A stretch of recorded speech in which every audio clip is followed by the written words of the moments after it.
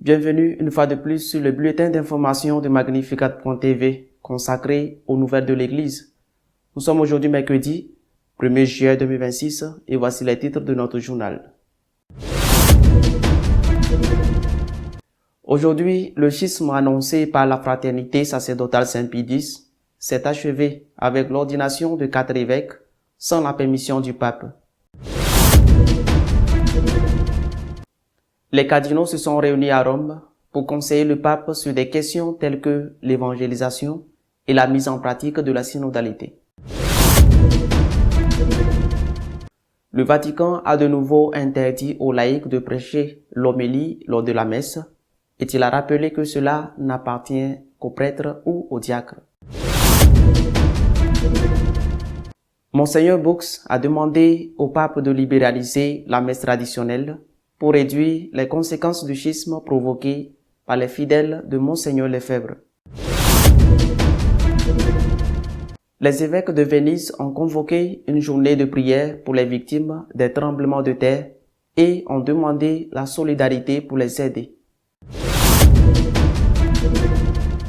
4 évêques de la fraternité Saint-Pie X ont été ordonnés en Suisse sans l'autorisation du pape, ce qui implique un schisme dans l'Église. À 9h du matin aujourd'hui, 1er juillet, a commencé la messe au cours de laquelle ont été ordonnés 4 évêques appartenant à la fraternité sacerdotale Saint-Pie X, désobéissant à l'interdiction du pape et provoquant un nouveau schisme dans l'Église. L'ordonnancement a eu lieu dans la petite localité suisse d'Econ, au même endroit où se sont déroulées celles de 1988. Les 4 nouveaux évêques sont des prêtres de la fraternité. L'un d'eux, Pascal Schreiber, est suisse, un autre, Michael Goldado, est américain, et 2, Michel Poincinette et Marc Anapier, avec des Français. Les ordinations épiscopales ont été réalisées par les 2 évêques qui composent la fraternité, Alfonso de Galareta et Bernard Felay. Les 6 ont été automatiquement excommuniés au moment même où l'ordination a eu lieu.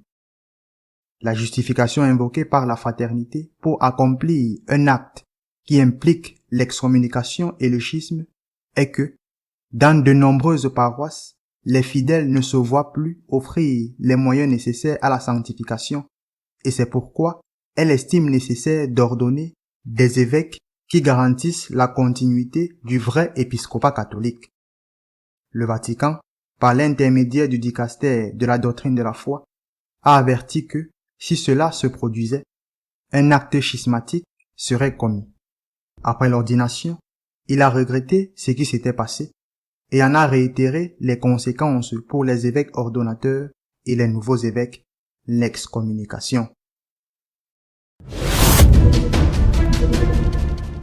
Un consistoire extraordinaire s'est tenu à Rome vendredi et samedi, réunissant les cardinaux pour conseiller le pape sur l'évangélisation et la synodalité. Léon XIV a convoqué tous les cardinaux à un consistoire extraordinaire pour entendre leur opinion sur la paix et la synodalité de chacun pour rendre l'évangélisation plus efficace. Au consistoire ont participé 178 cardinaux électeurs et non électeurs. Le pape a annoncé son intention de tenir des réunions de ce type une fois par an pour écouter les opinions des cardinaux qui constituent l'organe consultatif du souverain pontife en accomplissant ainsi un exercice concret de synodalité. Les débats se sont déroulés à huis clos, mais à la fin de ceux-ci, le Saint-Père a remercié les cardinaux pour leur participation et a résumé leur intention. Auparavant, lors de l'inauguration, je leur avais demandé un soutien fort, explicite et public à leur décision. Sur le thème le plus remis en question, la synodalité, le pape a dit que ce n'est pas, avant tout, qui a le pouvoir de décider. La question est plus profonde. Comment gardons-nous ensemble le don que le Seigneur a confié à son Église La synodalité n'est pas un ensemble de réunions ni une méthode de travail. C'est un style spirituel, a-t-il ajouté. Une question qui a été débattue et que le pape a reprise dans ses conclusions était celle de la nécessité de préciser le concept de guerre juste à partir des nouveaux événements qui ont eu lieu dans le monde. Le dicastère pour le culte divin a de nouveau interdit aux laïcs de prêcher la messe, rejetant ainsi ce que demandaient les évêques allemands. Le cardinal Roche, préfet du dicastère pour le culte, a répondu à la demande de l'épiscopat allemand en niant la possibilité que les laïcs puissent faire l'homélie lors de la messe. C'est la deuxième fois que les Allemands font cette demande et obtiennent la même réponse.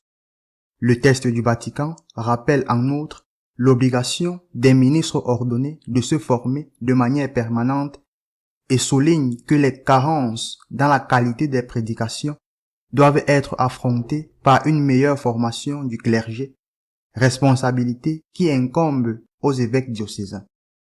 Les réactions contre le Vatican ne se sont pas faites entendre. Le comité central des catholiques allemands n'accepte pas le refus comme définitif et a demandé aux évêques allemands de présenter à nouveau la demande qui a été approuvée par le synode allemand. De son côté, la communauté des femmes catholiques d'Allemagne, l'une des plus grandes organisations féminines du catholicisme allemand, a interprété cette décision comme un signe supplémentaire du manque d'égalité des femmes dans l'Église. Monseigneur Bux, conseiller de Benoît XVI, a demandé au pape Léon XIV de libéraliser la célébration de la messe traditionnelle pour freiner la diffusion du schisme léphébriste. Monseigneur Nicolas Bus, théologien et ancien consultant de la Congrégation pour la doctrine de la foi, où il a collaboré étroitement avec Benoît XVI, a publié une lettre ouverte adressée au pape Léon XIV dans laquelle il lui demande d'agir avec urgence pour résoudre les tensions internes qui affectent actuellement l'Église. Dans sa lettre, Monseigneur Bus propose 3 mesures concrètes pour retrouver l'unité. Tout d'abord, il estime nécessaire de retrouver l'esprit du Summorum Pontificum, le motu proprio de Benoît XVI qui a facilité la célébration de la liturgie antique et qui a été ensuite restreint pendant le pontificat de François par le document Traditionis Custodes. En second lieu, il mise sur le fait de freiner les prétentions doctrinales du chemin synodal allemand. En ce sens, il rappelle qu'une église locale ne peut décider seule des questions de doctrine, de morale ou de discipline sacramentelle en marge de l'église universelle. De même, il avertit que ces prétentions d'inventer de nouvelles doctrines pourraient se propager aux épiscopats d'autres pays. Il demande également que soit retiré un autre obstacle à la vérité et à la communion, répondant officiellement aux doutes que 4 cardinaux ont présentés après la publication d'Amoris Laetitia et qui sont restés sans réponse. Beaucoup de fidèles attendent encore des éclaircissements qui ne devraient pas être donnés informellement dans une interview, mais dans un document magistral. Dans la dernière partie de la lettre, Bus affirme qu'après plus d'une décennie de confusion, les fidèles ont besoin d'entendre un enseignement clair sur la continuité de la foi et de la tradition de l'Église.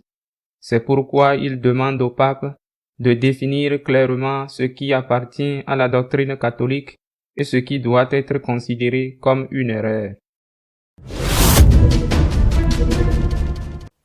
Le Venezuela a subi vendredi dernier 2 tremblements de terre qui ont fait des centaines de victimes. Les évêques demandent des prières et de la solidarité pour aider ceux qui sont touchés. Dans un communiqué diffusé ce vendredi, les évêques vénézuéliens ont exprimé leur profonde douleur pour ce qui s'est passé, mais ils ont également souligné leur regard fermement fixé sur l'espérance chrétienne, même au milieu de la souffrance. Le double tremblement de terre qui a secoué le Venezuela, de manière plus intense dans notre région centre-nord, le mercredi 24 juin 2026, a laissé une trace de pertes humaines, de blessés et d'importants dégâts matériels qui luttent et ébranlent toute la nation, écrit l'épiscopat. Face à ce qui s'est passé, les prélats assurent d'élever leurs ferventes prières au Père des Miséricordes pour le repos éternel des personnes décédées. Ils implorent aussi le réconfort divin pour leurs proches et demandent le prompt rétablissement de tous les blessés. Les évêques expriment leur solidarité en particulier aux habitants des zones les plus touchées de Caracas, La Guaira, Puerto Cabello, Morón et Tucacas, où la douleur et l'incertitude se sont fait sentir avec une intensité plus grande. La CEV a appelé les Vénézuéliens à se joindre à une journée nationale de prière le dimanche 28 juin pour les victimes, les blessés, les familles et les communautés touchées par les tremblements de terre. Il a également exhorté les diocèses, paroisses et communautés chrétiennes à encourager et organiser des initiatives similaires. Ils ne sont pas seuls, il y a un peuple et une église qui marchent à leur côté, assure-t-il. La foi chrétienne se fait vivante à travers les œuvres, ajoute-t-il, invitant tout le monde à rejoindre et à soutenir les journées de donation organisées par Caritas Venezuela. La CEV a mis à disposition tous les temples paroissiaux qui sont restés en bon état comme centre de stockage officiel de l'Église et demande la généreuse collaboration des citoyens avec de l'eau potable, des aliments non périssables, des médicaments et des vêtements en bon état pour soigner immédiatement les sinistrés. Notre éditorial de cette semaine est consacré à commenter les conséquences du schisme provoqué par les partisans de Monseigneur Lefebvre en ordonnant des évêques sans la permission de Rome. La semaine prochaine, mercredi, à moins que Dieu n'intervienne par un miracle, une tragédie va se produire. Parce que ce jour-là, la fraternité sacerdotale Saint-Pédis, les disciples de Monseigneur Lefebvre, vont procéder à l'ordination de 4 évêques, sans la permission du pape, ce qui impliquera de façon automatique l'excommunication des ordinants et aussi des évêques intervenant dans l'ordination. De façon automatique, un schisme va se produire et une rupture dans l'Église est toujours une tragédie. Et c'est ainsi que nous devons le voir, une tragédie. Si Dieu ne fait pas un miracle et que ceux de la fraternité ne reculent pas, cette ordination se produira. Ce schisme se produira. Depuis qu'ils l'ont annoncé, qu'ils ont annoncé ce qu'ils allaient faire et ont fixé une date, il y a eu beaucoup de gens dans l'Église qui sont intervenus. Certains leur ont dit de ne pas le faire. Ils les ont même accusés d'être des orgueilleux parce que, au fond, ils sont convaincus que seuls sont la véritable Église catholique et que ce qui est l'Église catholique est égaré, et pas seulement à cause de la question liturgique, mais parce que ceux de la fraternité considèrent que le Concile Vatican II, avec son ambiguïté, a donné lieu à une pastorale erronée et à des concepts doctrinaux erronés, surtout dans le domaine de la liberté religieuse. D'autres, en revanche, ont parlé en ce moment en demandant au pape de leur donner la permission d'ordonner ses évêques et d'éviter ainsi le schisme, un accident à ce que demandent ceux de la fraternité. Cette semaine, une personne que je considère comme particulièrement pertinente est intervenue. Monseigneur Nicolas Bux.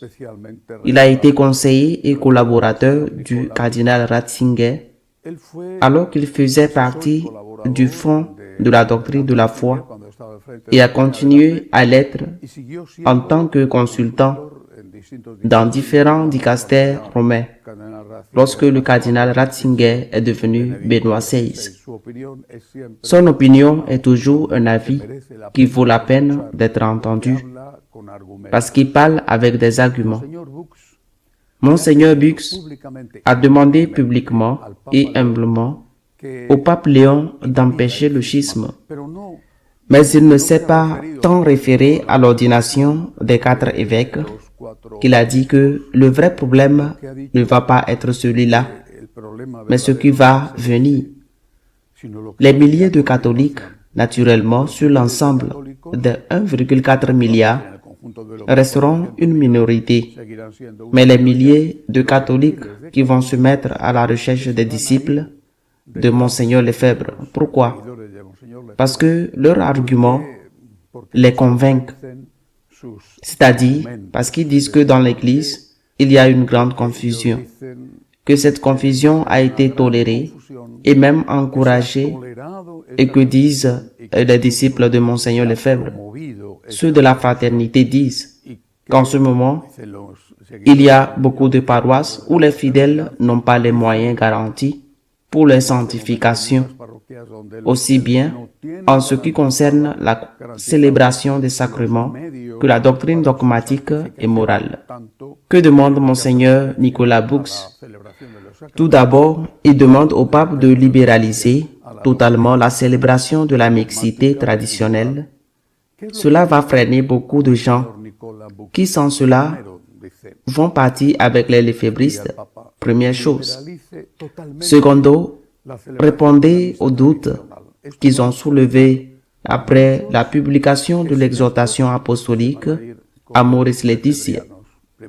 Répondez aux doutes que ces 4 cardinaux ont soulevés, 2 d'entre eux étant morts et les 2 autres toujours en vie, Bramiller et Bourquet.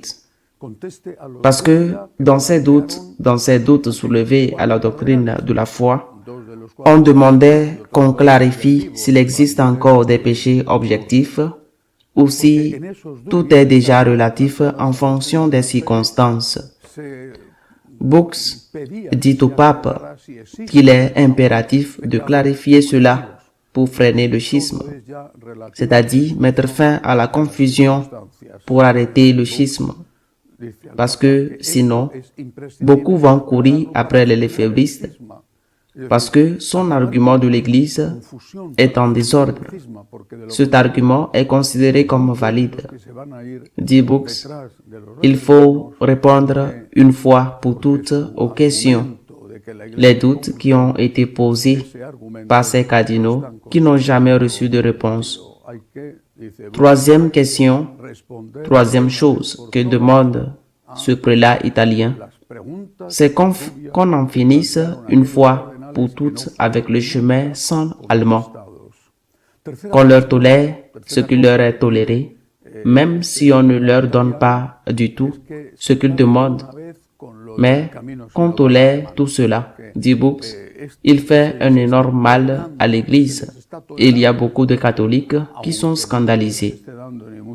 En définitive, Monseigneur Nicolas Bux, je le répète, un conseiller, un proche collaborateur du pape Benoît XVI, dit que le schisme va se produire malheureusement, mais qu'il peut être beaucoup plus grave parce que beaucoup de gens vont partir, parce que ce qu'il éprouve dans l'Église catholique est confusion et tolérance avec la confusion. Cette semaine, heureusement, il y a eu un geste important du Vatican, du dicastère pour la liturgie, en rejetant une des demandes du chemin synodal allemand. Ils avaient demandé, bien sûr, les évêques qui font partie du chemin synodal avaient demandé au Vatican qu'on permette aux laïcs, hommes ou femmes, de prêcher lors des messes, c'est-à-dire que l'homélie ne soit pas faite par le prêtre, mais par une laïque. Le Vatican l'a rejeté, rappelant que l'homélie et la prédication à la messe ne peut être faite que par un prêtre ou le diacre. En dehors de la messe, une célébration de la parole, certaines circonstances de manque de prêtre peut être faite, mais à la messe, seul le prêtre ou le diacre peut le faire. C'était un rejet.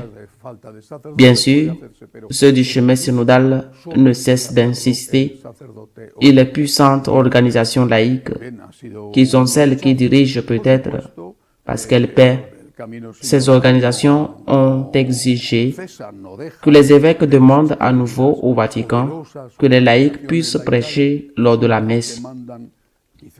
Ces organisations sont de plus en plus éloignées de ce que signifie être catholique. Par exemple, il y a une semaine ou deux, l'une de ces organisations, celle qui regroupe les femmes catholiques allemandes, j'imagine qu'elles n'avaient pas toutes, bien sûr, demandé aux évêques d'Allemagne que des avortements puissent être pratiqués dans les hôpitaux catholiques. C'est le niveau de ce qui se présente devant le monde comme l'avenir de l'Église. Bien sûr, les évêques ne l'ont pas fait. Ils ne le pourraient pas. Je dirais immédiatement non au Vatican. Mais le fait que ces organisations demandent cela indique le degré d'éloignement de l'enseignement catholique qu'elles ont. Et s'il ne leur arrive rien, il ne les décourage pas. Ne dit pas, il faut faire là un renouvellement. Son équipe de direction est destituée immédiatement et nous allons nommer une nouvelle équipe qui soit en accord avec ce que l'Église enseigne. C'est pas grave. Et c'est ce qui décourage tant de catholiques qui les font voir comme une espérance ceux de la fraternité sacerdotale Saint-Pie X. C'est ce que dit le Monseigneur. Mettons fin à la confusion et alors le schisme sera grandement réduit, c'est-à-dire que ceux qui partiront seront beaucoup moins.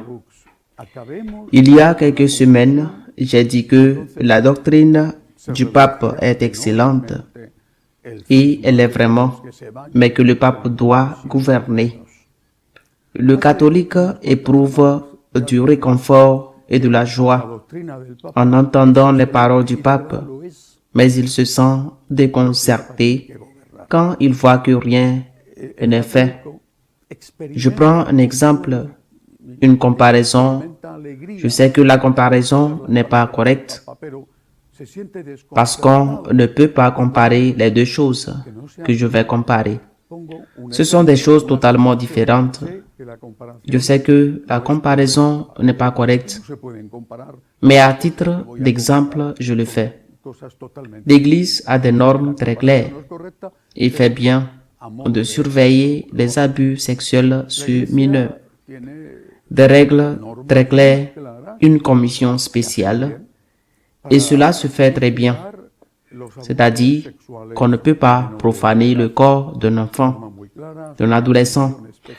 L'Église fait très bien de surveiller cela, mais elle ne surveille pas du tout les abus qui sont commis sur l'âme de cet enfant, de ce mineur, sans parler des adultes. Le corps de l'enfant ne peut être souillé, mais l'enfant a une âme. Il ne fait rien pour empêcher que cette âme soit brisée, offensée, souillée, avec des conséquences terribles. Est-ce la même chose que d'apprendre à un enfant, à un adolescent, que certaines choses ne sont pas des péchés et qu'il peut les faire sans aucun problème? Est-ce que ça compte? Est-ce que ça compte quand vous dites que l'enfer n'existe pas ou que tout le monde se sauve, quoi qu'il fasse, parce que Dieu est bon et il ne se passe rien et tu peux être le plus grand criminel et mourir sans te repentir et de toutes les façons tu vas aller au paradis? Si le ciel existe, bien sûr, ne sommes-nous pas dans une situation de permissivité avec le mal qui est fait à l'âme qui existe et que peut-être dans 50 ans, les dénonciations devront venir disant « On ne m'a pas touché, mon corps ne m'a pas touché, mais On a détruit mon âme. On m'a dit que ceci et cela n'est pas un péché mortel. Et je l'ai fait parce que l'Église, ma maîtresse, m'a mal enseigné. Et en conséquence, j'ai eu ces malheurs dans ma vie. Si l'Église disait qu'elle ne dise pas, si elle disait que prendre de la drogue est merveilleux, n'aurait-il pas le droit de porter plainte contre l'Église? Ceux qui, pour faire confiance à l'Église, ont consommé de la drogue. Si l'Église disait que se saouler est la meilleure chose au monde, n'aurait-il pas le droit de plainte contre l'Église? Ceux qui se retrouvent avec un problème de cirrhose du foie, bien sûr, pour prendre au sérieux l'enseignement de l'Église, pour prendre au sérieux les abus sur l'âme des fidèles, il faudrait croire que l'âme existe, ou qu'il y a l'enfer, bien sûr. Il faudrait croire que les choses sont objectivement mauvaises ou bonnes, et non tout relatif en fonction des circonstances. Il faudrait croire ce qu'a enseigné jusqu'à présent l'Église, et c'est là que vient la question, croit-il vraiment cela? La plupart des prêtres catholiques croient-ils vraiment à cela? Croient-ils en la vie éternelle? Croient-ils au jugement miséricordieux mais juge? Croyez-vous qu'il y a le paradis et l'enfer? Pensez-vous qu'il y a du bon et du mauvais? Ou tout est relatif? Le problème est très grave. Monseigneur Book a mis le doigt sur la clé. Si l'on ne met pas fin à la confusion, et il demande trois choses. Si l'on ne met pas fin à la confusion au schisme, qui, à moins que Dieu ne l'empêche par un miracle, n'affectera pas un groupe minimum de personnes, mais qu'il y aura beaucoup de ceux qui diront « Je vais dans une paroisse où ils ne célèbrent pas la liturgie comme il se doit, ni même la nouvelle liturgie. Je vais dans une paroisse où le prêtre dit des hérésies et il ne se passe rien. Je ne peux plus aller dans cette paroisse, je pars avec les léphébriens. » Le problème est assez grave et je ne suis pas sûr que le Vatican soit conscient de la gravité du problème et de l'ampleur du problème et de ce qui peut arriver. Il ferait bien, je crois, d'écouter un homme sage comme les Monseigneur Books qui demande des choses qui ne sont pas non plus si grandes. Ce qu'il réclame pour éviter ce schisme soit beaucoup plus grand qu'il ne le sera. Cette semaine, aujourd'hui vendredi, commence une réunion de tous les cardinaux à Rome, qui se réuniront demain à huis clos à la demande du pape, un consistoire extraordinaire pour débattre d'une série de sujets et présenter leurs opinions au pape. La première chose à dire est que c'est merveilleux, parce que les cardinaux sont le groupe consultatif naturel. Le groupe consultatif naturel du pape, de n'importe quel pape. C'est le Sénat de l'Église, et le fait que le pape Léon ait décidé de se réunir une fois par an avec les cardinaux pour leur soumettre de sujets de débat me semble un pas dans la bonne direction de ce qui doit être une authentique et saine synodalité, consultation. Ils ont choisi deux thèmes. L'un est celui de l'évangélisation et l'autre est celui de la synodalité. Et le pape a nommé 4 cardinaux pour qu'ils présentent dans les 4 sessions de travail vendredi matin, vendredi après-midi, samedi matin, samedi après-midi, pour qu'ils présentent ces thèmes. Certains se sont inquiétés parce qu'ils ont dit que les 4 cardinaux élus étaient libéraux, et même très libéraux.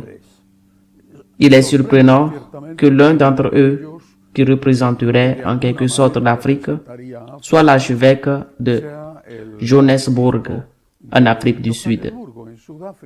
Et pourquoi est-ce surprenant? D'abord, parce qu'il a la réputation d'être un cardinal très libéral. Ensuite, parce qu'il est de race blanche. Troisièmement, parce qu'il est archevêque d'Afrique du Sud, qui est l'église la plus libérale ou l'une des plus libérales du continent, et qui est une église qui ne grandit guère. En revanche, il y a les cardinaux africains, par exemple, de tous les pays d'Afrique centrale, qui, avec une couleur de peau, sont plus représentatifs que la plupart des catholiques africains. Mais c'est le moins important, et surtout, ils sont dans des pays où le catholicisme est en croissance rapide. Cette élection de la part du pape a surpris et a suscité l'inquiétude chez certains. Ce qui va se passer n'est pas une blague, sauf un miracle cette semaine. Mercredi prochain, ce n'est pas une blague, c'est quelque chose de très sérieux. Et si l'on ne s'en tient pas, en mettant fin au plus vite à la confusion qui règne dans l'Église, le schisme peut être beaucoup plus grave que ce que certains prévoient, parce qu'il est possible qu'il soit heureux, même de voir beaucoup partir. Mais c'est une tragédie, un schisme, et peut-être malheureusement, ils vont partir plus qu'ils ne le pensent. Un dernier mot, le tremblement de terre du Venezuela a été terrible. Après ce que ce pays a subi avec une dictature sanguinaire, c'est maintenant terrible pour ce peuple.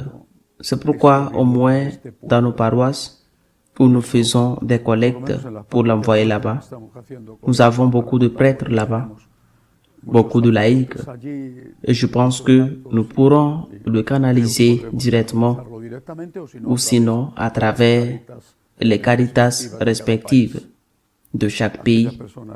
Ceux qui veulent aider peuvent le faire via notre compte PayPal. Prions pour les victimes au Venezuela. Prions pour que ce pays trouve enfin la liberté. Prions aussi pour l'Église dans un moment aussi difficile que celui que nous vivons. À la semaine prochaine, si Dieu le veut.